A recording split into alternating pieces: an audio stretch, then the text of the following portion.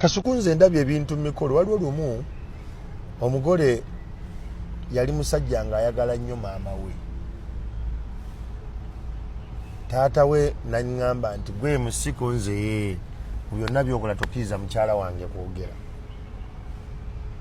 batugambye oli mukugu ndi mga yes I'm a professional on this and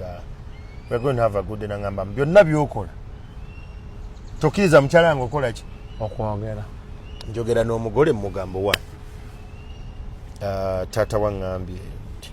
your mother shouldn't speak nati wagambye yagala kwogera nagamba Andrew daddy muveeko mama ateekwa okwogera konze kale so what we do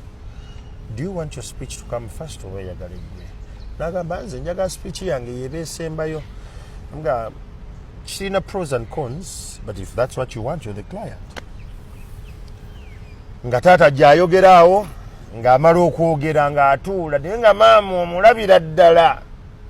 si musanyufu tutuuka okutuula embaga etambula omugole atuuka nga speech esembayo omugole agamba nga sinnayogera I want to invite my mother mama nga atukubisa aleluya ez'amaanyi ngagamba ekinkubisa aleluya ezo Katonda wa kisa era wa kitiibwa amaka g'abamusiitwa mwaloga abaana bange mulowooza tebalituuka leero weebano bazzeemu ate bamama babeera nekkulu engalo ne zivuga n'agamba gwe peni ajjamu embuto mmeka 2 oba 3 ez'amutabani omuzeeyi agenda okuva ebweru okujja omukazi ku muzindaalo damage was done nangamba I told you not to allow my nemugamba it was not me your son did that bagendo jya bati but damage was done ngabade bogerako we bali awo mu audience mwennyini era ndoza bonasi nafanja wandika katabo byenda by'Emikolo n'embaga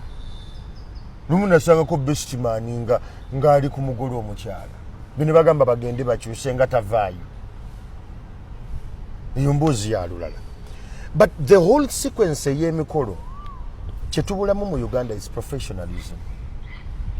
omuntu decorator akwa decorator batono bendabye abakola bye bassa online nga bye bakola by the way speak about it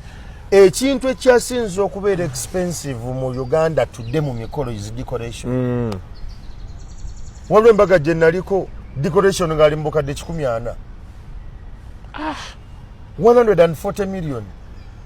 ate ba decorator balina authority nti bafuga omukolo